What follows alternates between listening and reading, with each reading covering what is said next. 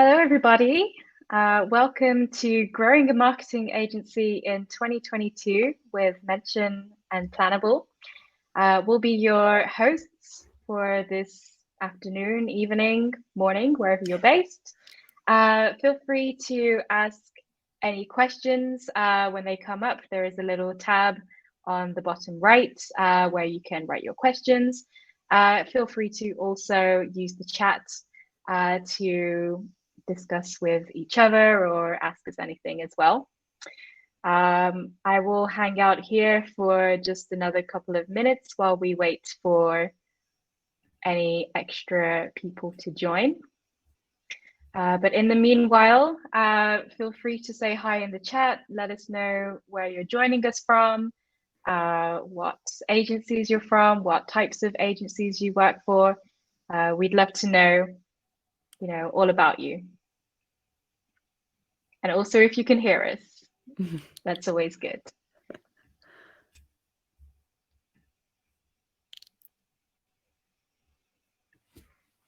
Hope we have a few people typing. Hello.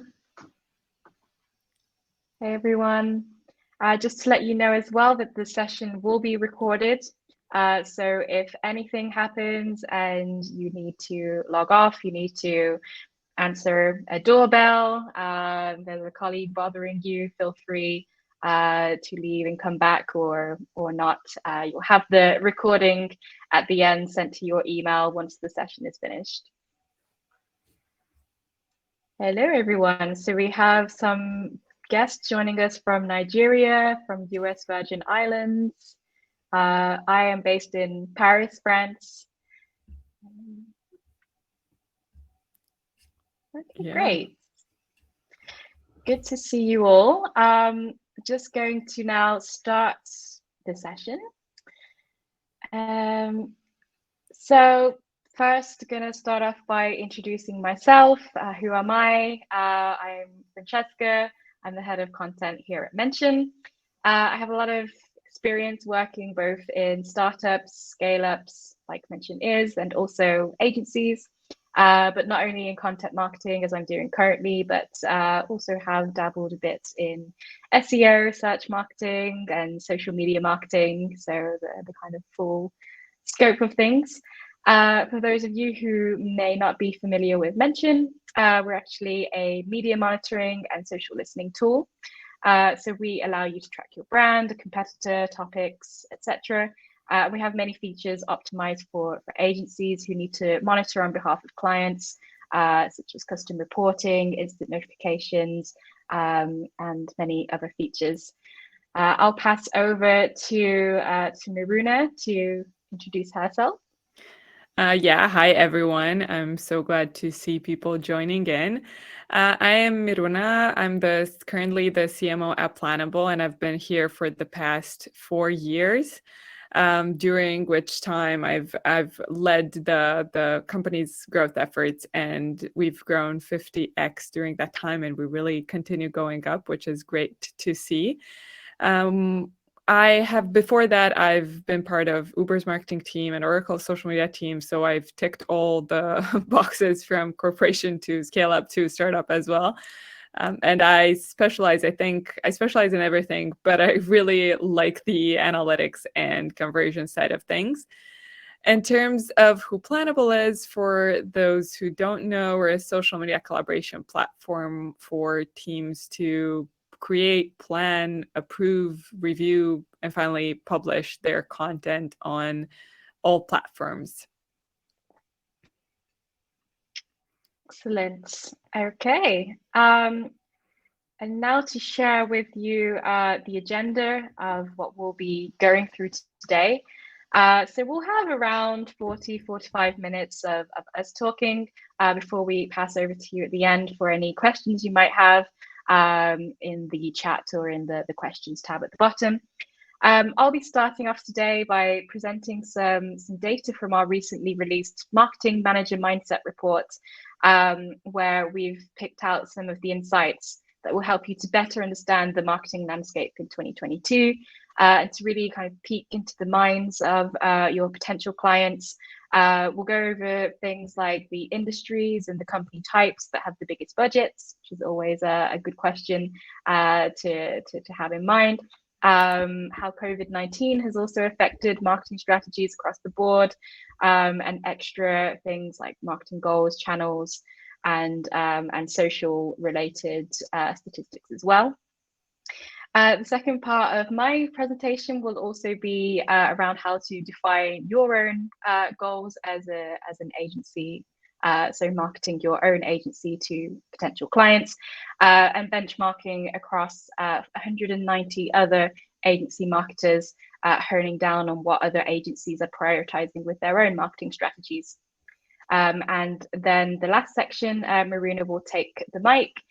She'll be presenting Planable social media services pricing calculator, going into the details of the methodology behind this calculation, and all of the need to know of this kind of practical method of pricing your offering to grow your revenue in 2022. So without further ado, I will be beginning with the first section. Just to give you a little bit of background about this study that we did, this was led by Mention in March of this year. So we surveyed 877 marketing decision makers. A lot of range of different kind of industries were covered by this survey, company sizes. I would say it's mostly representative of small to mid-sized companies, but we do have some kind of solo entrepreneurs and also some larger companies included in the data set as well.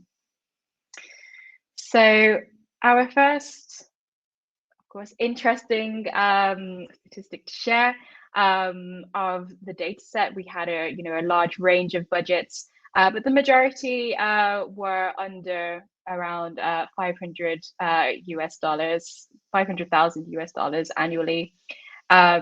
Something that was quite interesting to note here was that we have a small minority here, around 8% of our respondents who use variable budgets, depending on performance. We found this mostly with B2C companies, actually, which is quite understandable given the unpredictability of kind of consumer demand over the last few years due to COVID-19. So this is the kind of range of budgets that we're talking about to set the scene for the rest of the statistics. When we kind of break this down by company size, we see quite a fairly intuitive trend. I would say that marketing budgets tend to increase with company size. This is quite common sense. However, I would say we did still see in the smaller company range, we saw some larger budgets being covered there, even if they were not as popular. So what I would say from this is, if you are targeting clients with big budgets, don't always exclude smaller companies, because you cannot really correlate. Well, you can correlate company size with budget, but just because you get a prospect that is a smaller company, that's not to say they might not have a $1 million plus budget to work with. And another thing to note was actually the variable budget was quite common across the board, with a slight decrease for the 500 to 1,000 employee mark. This to say that variable budgets aren't really dependent on it being a necessity, that it seems to be kind of a calculated choice for marketers to go for a variable budget model. On a whole, we saw some good news that actually marketing budgets are increasing on a whole, which is very positive, especially given a lot of the discourse we are having recently about the state of the world. We'll see this later. It is actually directly linked to COVID-19 as well. I would say inflation is definitely a factor right now. Things are costing a lot more these days, business services included. So increasing your marketing budget to align with inflation makes sense. But perhaps we're also seeing, an increase in competition, a need to differentiate. Companies during the pandemic who have been more digitally focused are now seeing the value and the power of marketing, and those budgets are going up in line with that. So this is something to bear in mind. This graph might be a little bit difficult to read, but no worries, we'll be sharing the deck with you at the end. But we did also break the last question down by different industries. So what's interesting to note is that we had a few industries that were better off than others, which can be understood as well in the context of the pandemic.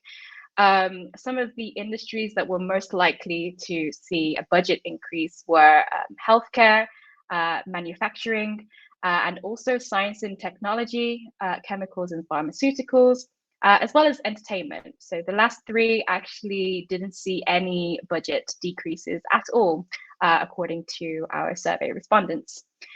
So, you know, these could be industries to put a focus on for outreach in 2022. They appear to be experiencing quite healthy levels of growth. I think, you know, healthcare especially is a very interesting one, given the current state of affairs that we are in or just getting out of.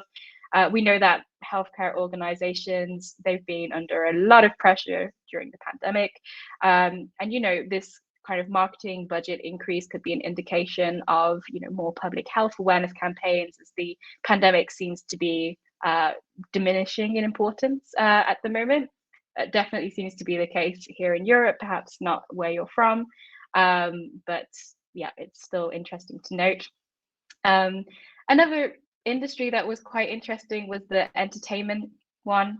So, you know, digital entertainment in particular saw a lot of growth during the pandemic.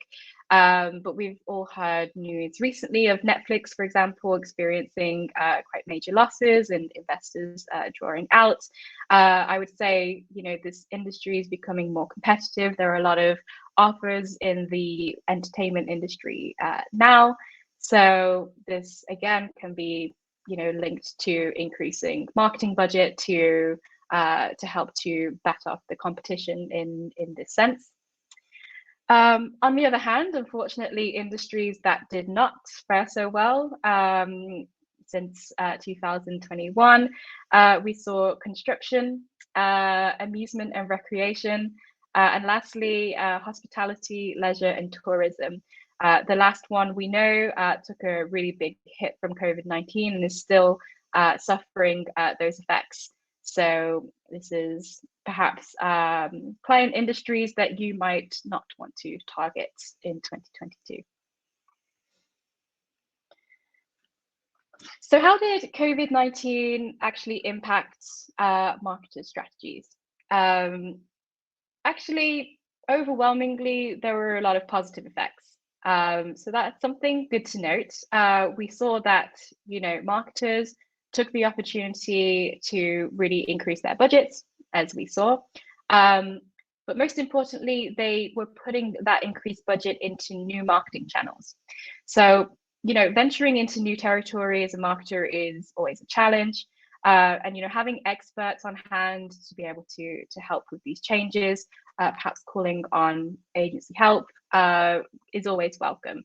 So one thing that I would advise, you know, sharing your expertise in the newer upcoming marketing channels, new social channels can help your agency to differentiate and to offer this expertise in new territory and in kind of unknown worlds for marketers. We saw also a lot of other effects, positive or neutral, such as changes in business model, increasing investment as well in existing channels, reducing the marketing budget was actually kind of in the middle of the effects of COVID-19. And only 12% of our respondents said that there was actually no effect on the marketing decisions made.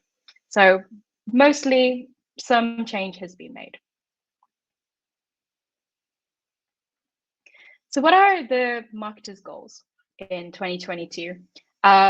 Overwhelmingly, brand awareness. this stood out as the most popular, important marketing goal for our marketing decision makers. But we also see that, improving brand authority as well came up quite high on the list. These kind of top of funnel goals here. We saw that increasing sales was slightly less important, or increasing customer retention down there at the bottom. That's not to say that it is the least important. We all know that retaining customers is cheaper than acquiring new ones. But what this might reveal is kind of the focus of marketing to be on more of the top of the funnel stage. And perhaps there are other teams within the organization, such as sales or customer focused sections, to really focus on those bottom of funnel goals. So yeah, that's quite an interesting one to note as well. However, I think we are on a whole moving towards more blended kind of marketing and sales functions, especially for smaller companies and for B2C companies as well. And now we are asking about the most important digital marketing channels. So if you are a marketing agency offering, multiple services, what are the services that you want to be offering to reach your clientele, to bring value to your customers? So organic social media is still number one. This is, unsurprising.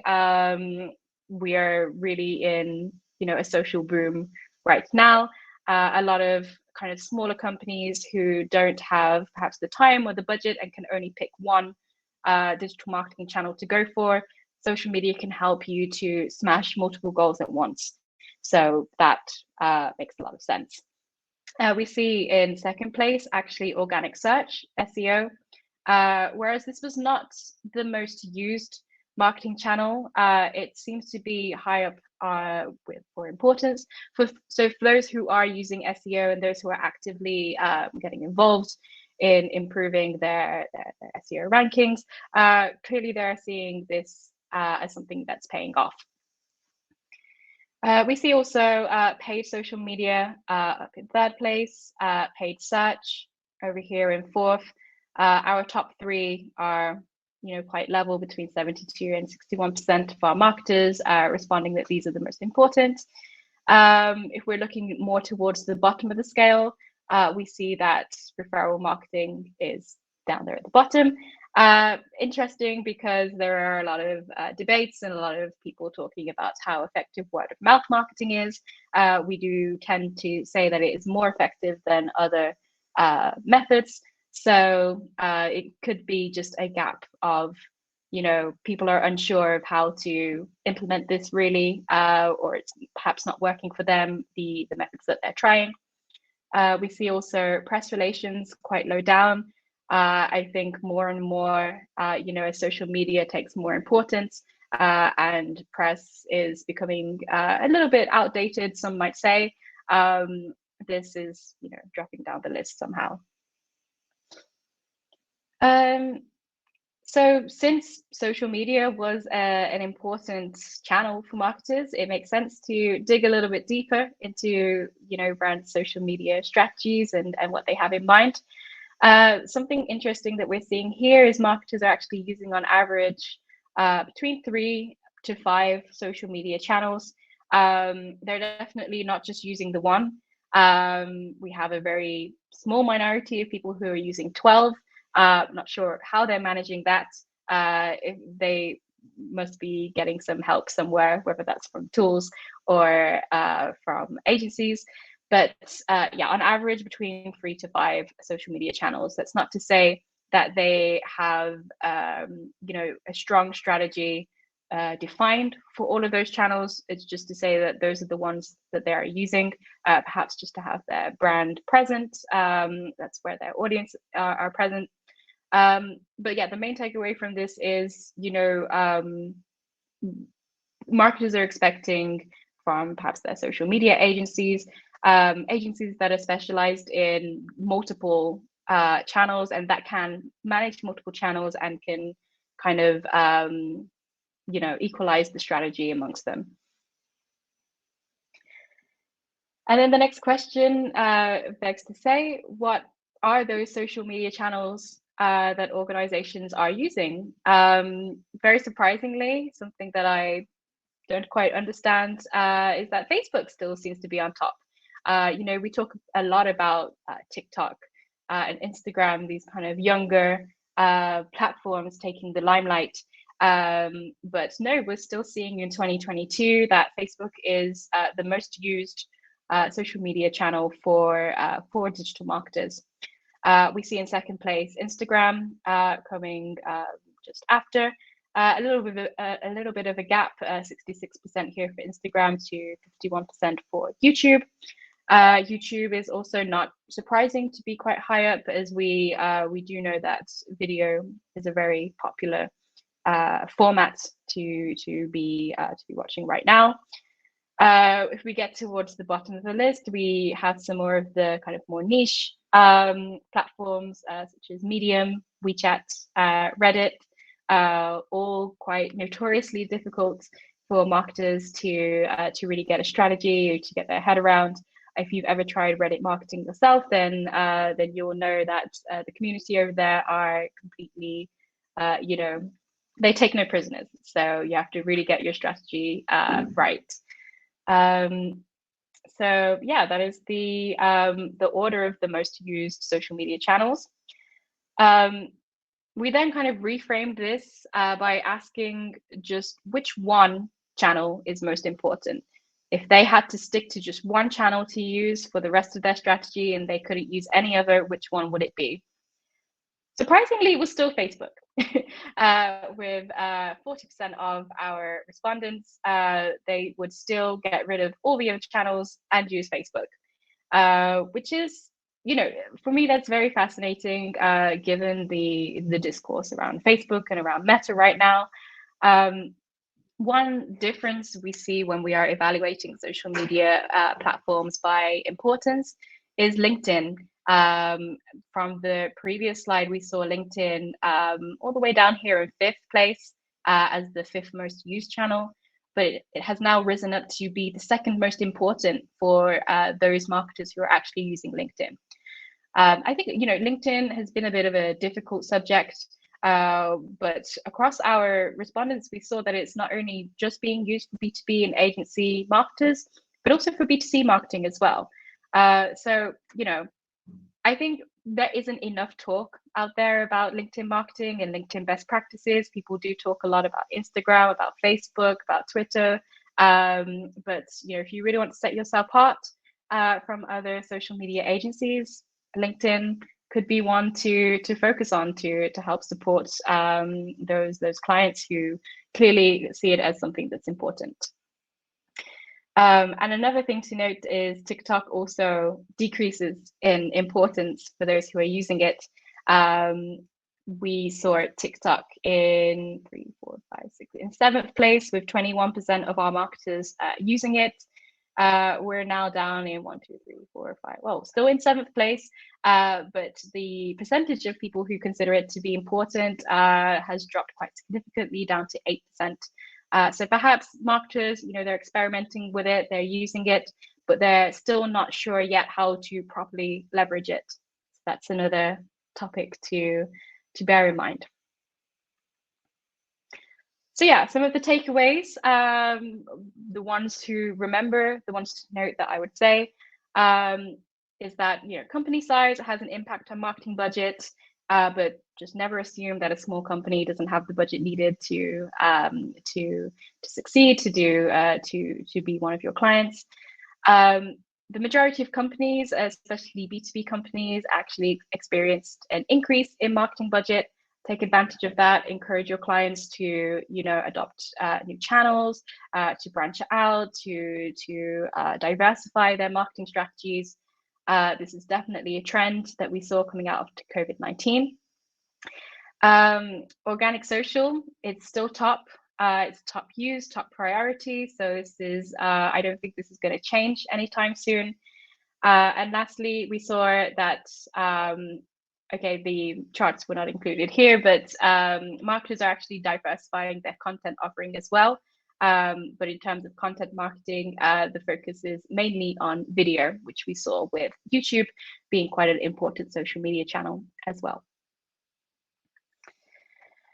And very quickly, we'll go through a few graphs just to show you what our agency respondents actually said. So included in our study were 190 agency marketers. This is not to say that they were all social media agencies or all PR agencies. It just means that they are providing services on behalf of another business.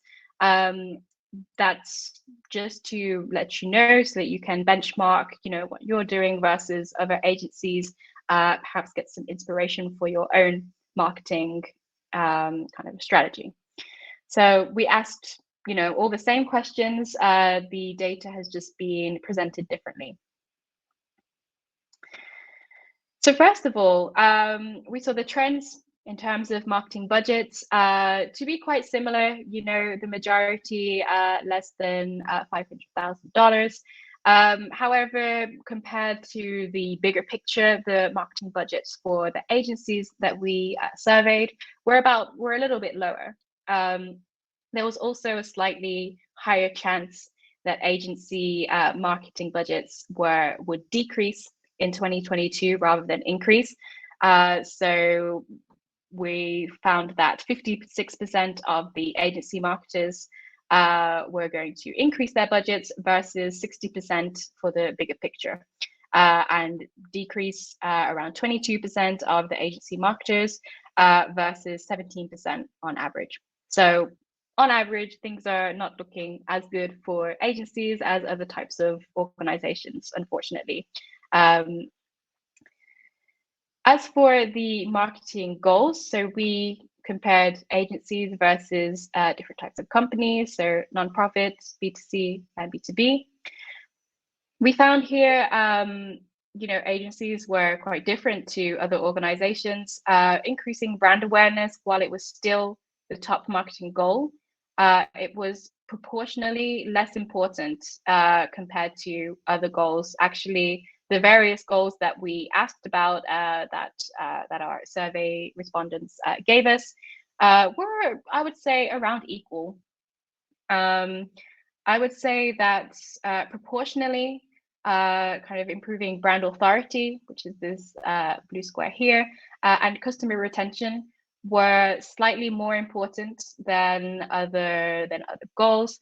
And then when we're looking at audience engagement, which is this yellow one here, and what was the other one that I wanted to pick out? Increasing sales, this green one, I would say a little bit less important when you consider the proportion of this goal compared to others. And as for the digital marketing channels being used, one major difference that I saw agencies versus other types of organizations, where the agencies have a significantly lower focus on SEO and also paid search and also organic social media. So we see here, B2B, 71% are using organic social media compared to just 56% of agencies. We know that as agencies, customers are often sought out due to, your expertise and maybe finding clients through your reputation, networking, word of mouth. We also see that press relations actually was bigger for agencies compared to other types of companies, which was something quite interesting to note as well. And as for which social media channels agencies are using, Facebook is still number one.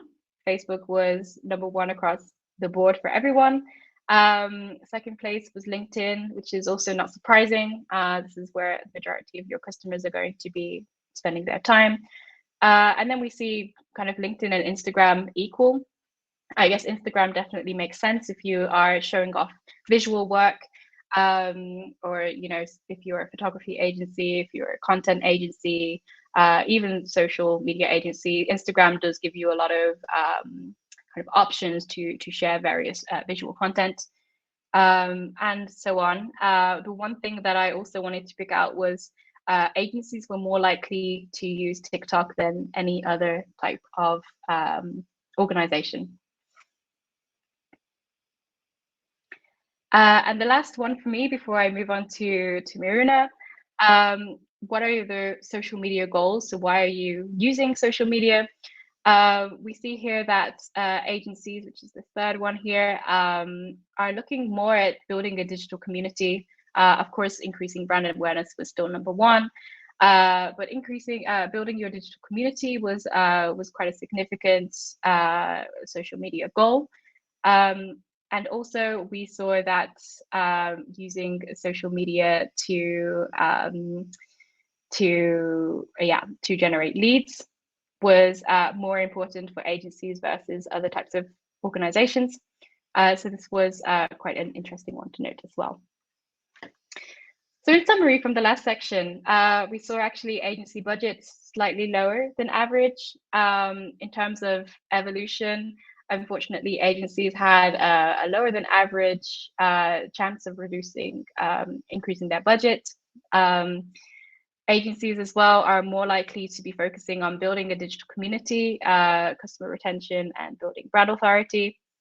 And on a whole, it seemed that agencies are using fewer digital channels than other types of organizations, particularly SEO and paid search being less important. And that is my part. I will move now the microphone to Miruna. Any questions in the chat, I can continue to answer during Maruna's speech. Awesome. Thanks, Francesca. I really loved all the insights and I can't wait to deep dive myself after this. So let me share my screen. There we go.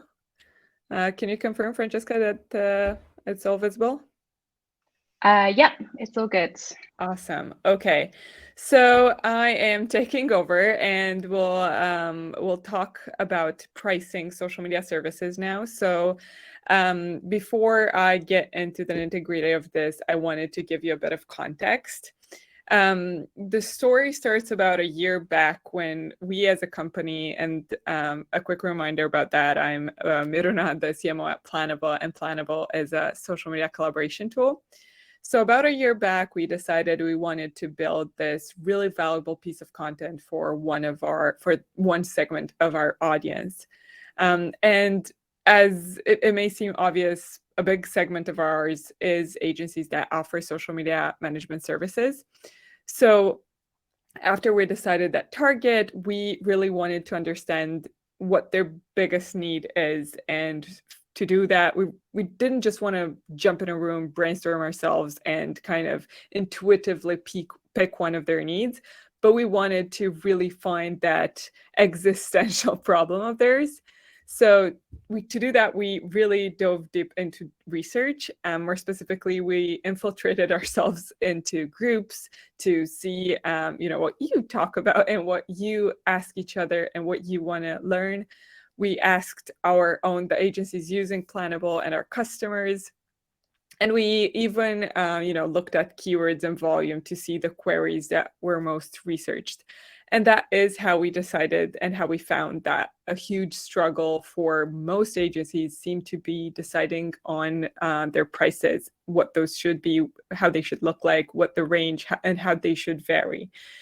And after that, once again, we didn't want to just base our content on the research that we could do online, but we wanted to really provide something extremely valuable. So we partnered up with a company named SoftFight, which specializes in pricing. They've also helped us at Planable decide our own prices. So we already knew we can trust them to do the same for agencies. And ta-da, that is how the agency pricing calculator came to life. It is essentially an algorithm that asks you a lot of questions, not just a couple of superficial questions such as where are you from, what do you do, but about 10 or 15, I think. But before we actually dive into this, we'll talk a bit about pricing in general and what you should consider when pricing your services. So we'll go through pricing models and strategies. We'll discuss the agency fee structure. We'll discuss a bit how to assess your client's context and how that influences your price. What the value of that client can mean to you, your own context, and finally we'll finish off with some debate around how to increase your profit margin. Okay, so let's get started with the pricing models and strategies.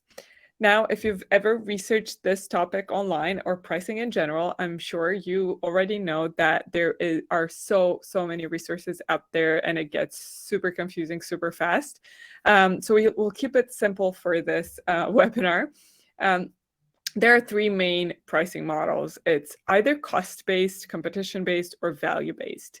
Now, cost-based essentially means that an agency owner starts by calculating the cost that a specific service entails, and then adds a profit margin. Competition-based means that you start off with your competitors' prices. Now, for that, obviously, you need to have access to those prices, whether they're publicly available or you somehow know them. Without them, you cannot choose this pricing model. Once you know them, there's only three options that you have. You either go lower and choose to put that as a competitive advantage, you stay within the same range, or you go higher because you know your value is bigger than theirs. Then for pricing strategies, most of this are very intuitive. Price per hour is the most popular choice among agencies. It essentially means that you decide on a fee for each hour you put into a project.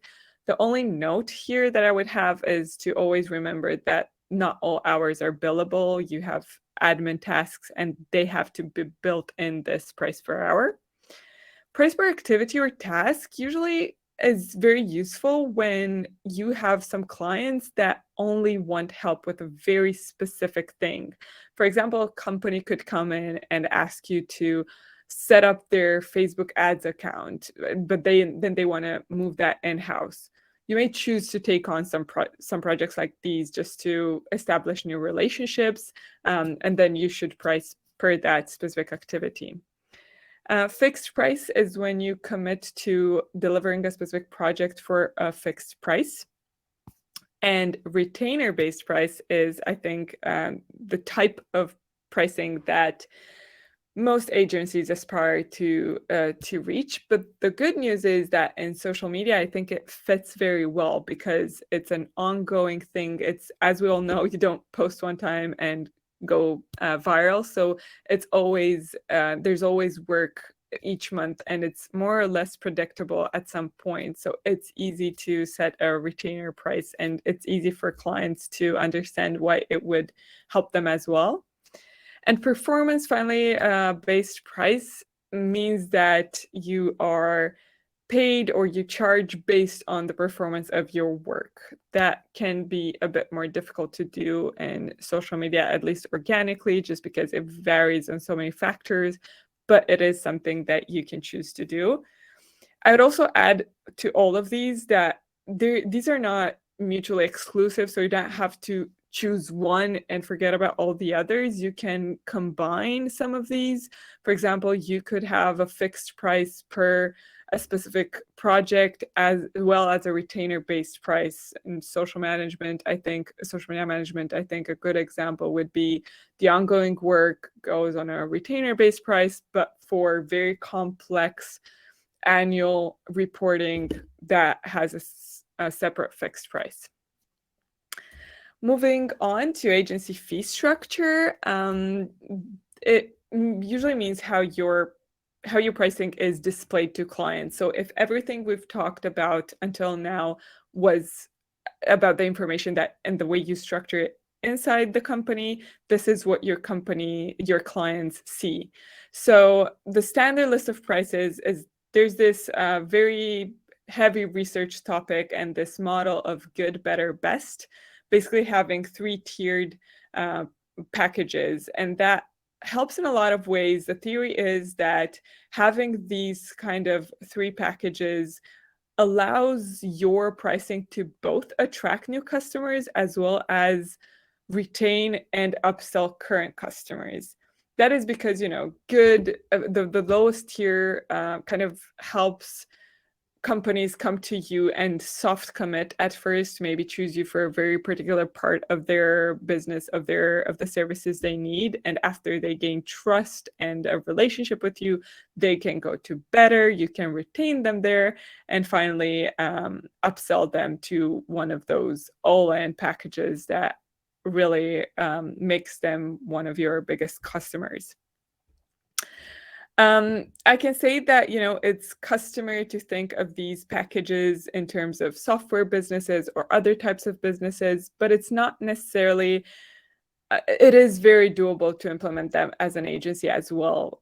Bundles have a lot of advantages. They offer you predictability as to, what the customers, what their average ticket size or average price will be. It allows them a lot of clarity into what they're buying. So it's really advantageous of all sides. And when it comes to actually how to, if you are concerned about how to name these packages, there's this Glenn White's 5 rules of naming a product, which just means that it has to be readable and writable. It has to look good written down. It should evoke an emotion or an idea. It should be unique. And finally, it should be short, punchy, and memorable. Now, so these, let's say what we've gone through so far are kind of general things that you should have in place as an agency. And then we now move on to more case-by-case information that should impact the price and the offer that you will serve to the prospect. The general project information, you should know from the start what type of collaboration you're talking about. Is it going to be ongoing or a one-time project? What services will you provide throughout this collaboration? Will it only be social media management or curation? Will it mean analytics as well? Will it mean listening or customer support? All of that is very important for you to establish a correct price. And of course, the estimated effort. This is something that you should do based on the information of all the information that you'll gather. You should then take into account clients' context. Now, of course, the more you know about your prospect, the better. Any type of information can influence your price. But let's say the 3 basic pieces of information that you should know are their industry. That should give you some information about their budgets. And with mentions report, the even better. You should also know what their level of involvement will be. Will it be a one person, one contact from the client side, or will it be 5 levels of approval type of deal? And finally, how important is this project to their business? It can be, for example, that they simply want to outsource this to save some time, they want to get it done, or it can be that they find social media close to vital to their business for the following year. It can be that it's part of their key results or KPIs, and that should definitely influence the price because it influences their willingness to pay if it's more important. Finally, the value of the client to you. This is an aspect that is a lot of the times just skipped by or neglected by many companies. It's important to know as much as you can about your competition for this particular client, and you can just ask them, what options are they considering other options, talking to other agencies, or if they have any specific profile for agencies to work with. That should give you a bit of information of what other prices they'll get and how you compare to that competition. Are they a potential door opener? And when I say that, I mean whether they being your client will help you gain more clients from their geography or from their industry.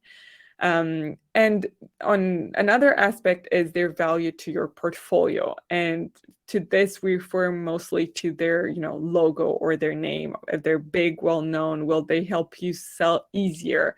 You can think a bit about this like that. Like a potential door opener means that they will help you sell to more companies. Value to your portfolio, they will help you get those meetings sold faster and easier. And finally, how important this project is to you rather than to your client.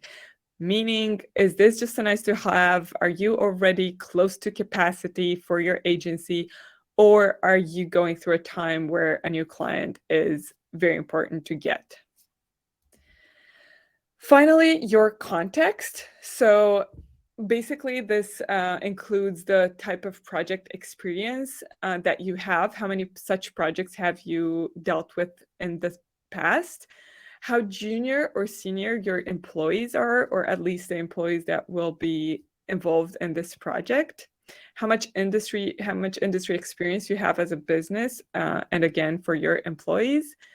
And finally, how involved will you be in the client's strategy and processes? This is kind of all the major pieces that you should keep in mind when deciding a price for a potential client. And finally, the calculator, it essentially does everything that we've talked about before. The algorithm asks you, first of all, we ask you the information about each of these points and some others, such as the country of your client, and many other questions.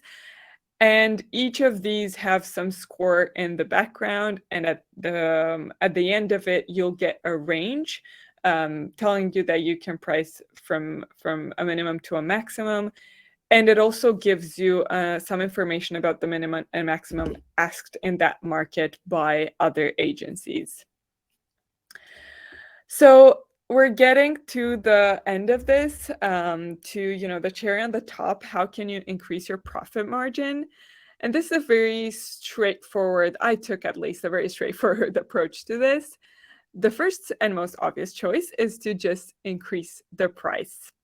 However, there can be a problem to this, meaning that if you take all the steps that we've gone through, if you measure them correctly, there's only so much wiggle room you have. You cannot go much higher than you already are. So this is a very limited possibility. The second option is to obviously reduce your costs. Now, since we're talking about agencies, the easiest way to reduce costs is to look at your people. And I'm, of course, not talking about the salaries, but about how your employees spend their time. Efficientizing your work essentially means reducing costs. If you manage to do more with less, it will allow you to take on more clients with the resources that you already have. So how do you measure efficiency? Well, the first step is to audit your current processes.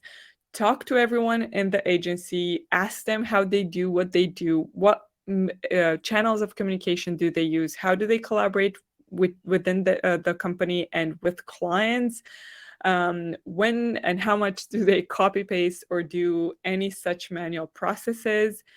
And once you've asked all the questions and you've mapped everything out, ideally to get the most accuracy, it would be great if for about a couple of weeks or a month, the most people would actually track their time. That will help you at the end to exactly see how and where the time goes. And most importantly, what is the time that's being spent without valuing in any way the talents within the team. After that, you can draw up the ideal process. And of course, a very important step is to automate anything that is manual and or tedious, because that's what not only wasting the time of the talent that you so carefully picked for their minds and creativity, but it is also kind of killing their creativity, because no creative person out there enjoys doing work that does not put their mind to work. And well, here comes my plug for the reducing the costs part and the automated anything that is manual or tedious comes in Planable. It essentially, because we gather everyone in the same place and we get rid of the spreadsheets, of the emails, of the channels, so many channels, and of course of the copy pasting at the end, because a lot of agencies use spreadsheets to create and host their content. After that, they share it with all the clients, and then they copy paste it into a publishing tool. We get rid of all of that. All of that happens in one place. So that should really actually help you save time and therefore reducing your cost and increasing your profit margin. And with that, I want to leave some time for Q&A. So thank you. I will stop sharing and we can move on to the questions. Thank you so much. That was a really great presentation. I hope that everyone found it really helpful. And yeah, we put the link to the calculator in the chat. So if you want to test it yourself, you want to check what your correct pricing should be, and feel free to do the simulation. We have just one question so far. If you guys have any more, please feel free to add them to the list. There's the little question tab in the bottom right. So we can start by answering the first. What do we think about agency MarTech offerings? From my perspective, I do have the feeling that a lot of marketing tech is not well adapted for agencies. I would say about 70, 80% are designed for the in-house marketer and are not very easy to scale. However, there are, many marketing tech companies, for example, Planable, who do have agencies in mind and do think about the volume of the work that you guys will need to do for multiple clients. One of the examples of features at Mention is when you do your custom reporting, you can choose to make this visible to different clients and change the visibility settings for those so that you're only sharing your reports with the clients that need it. We'll be very soon launching as well the agency groups feature, which allows you again to give access and visibility to specific clients for specific mentions, just to save you time and to allow you to do multiple things at once. And Maruna, if you want to also talk about this as well for Planable. Yeah. From the collaboration space that I have been in for many years now, I can say that that's something that I found as well. It's because collaboration in-house comes for some reason, although I don't agree with that either, as not something that's prioritized. So then a lot of the software in this space, in any marketing space, has a very small add-on of collaboration, right? You have some button there at some point. And that's actually why we started Planable, because our CEO had an agency before, and she found that issue in particular. Just how can you have yourself and the clients in the same space and actually be able to hide some of the conversations or tier the approval or the conversations? And that is, I can totally agree that it's not always built with agencies in mind. Okay, great. The second question, I think, was very related. How can Planable help us to achieve this? So we can answer this one. I don't know if I can get it on the screen like I did last time. Yes, here we go. So if this is about the collaboration or the efficientizing, the idea is that, for most agencies, the process of social media management, it is very segregated and isolated.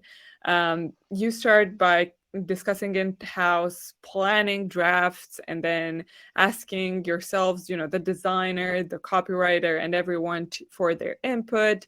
That goes usually into an Excel, which gets sent to clients, which then gets approved via email through different threads. And it contains some sort of reference to cell AB 300 something. And then that's, again, copy pasted into some publishing tool. And what I can tell you is that Planable, again, it covers all those processes. So you can create the drafts and hide them from your clients at first, collaborate internally without your client seeing anything, then share with your clients, ask them for approval in the same place. They see the same thing as though the content would be live, approve it, and then you just schedule it. So that's, the whole efficiency thing. The agencies that use us usually report somewhere around 30% of their time being saved. So that, again, reduces costs. Amazing. The next question I have here is PR the most important channel to generate leads? Is it top of funnel or bottom? They say digital marketing through social media will not bring the big brands and companies for you. My perspective on this is PR is definitely good for building your brand awareness, but also depending on your strategy, your brand authority.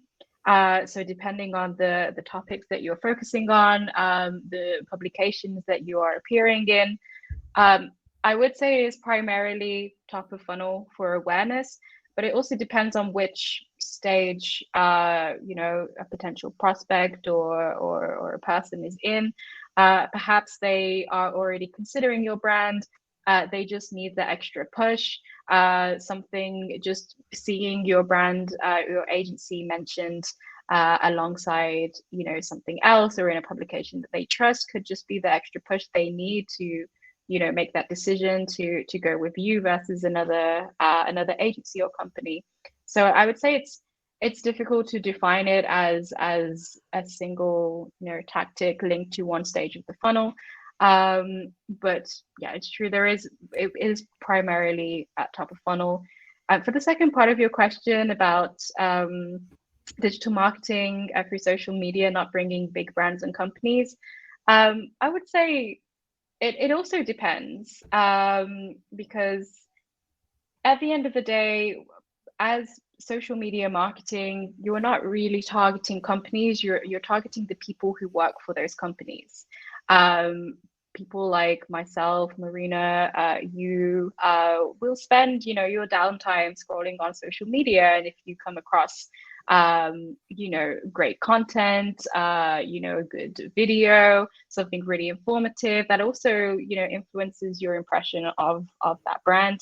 So I would not rule it out as a channel to not use.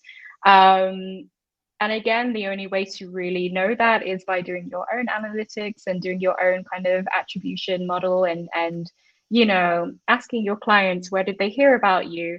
How did they find out about you? This is really the only way you can know for sure if it's bringing the big brands or not for you. Maruna, if you have anything to add to that as well.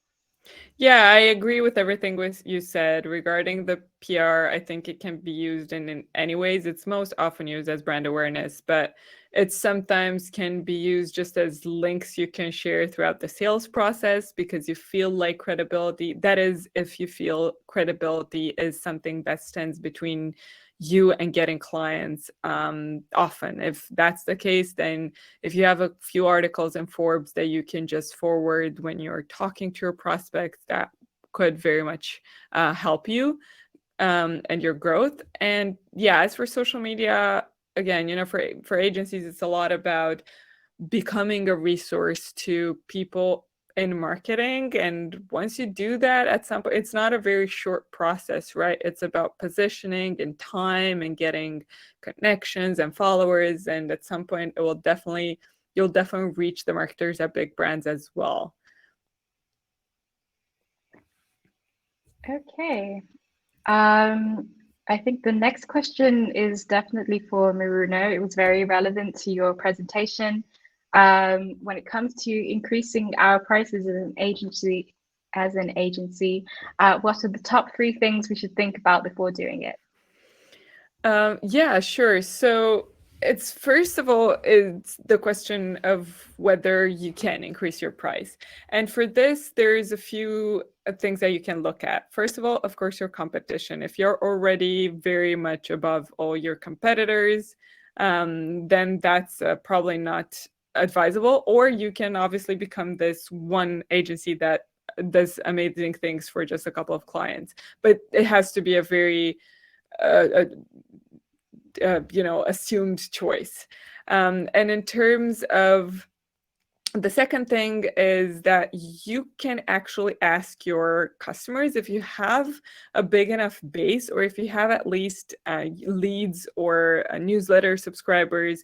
There is a research that you can run to ask them how much are they willing to pay, or how much they've paid in the past for agencies for a particular service.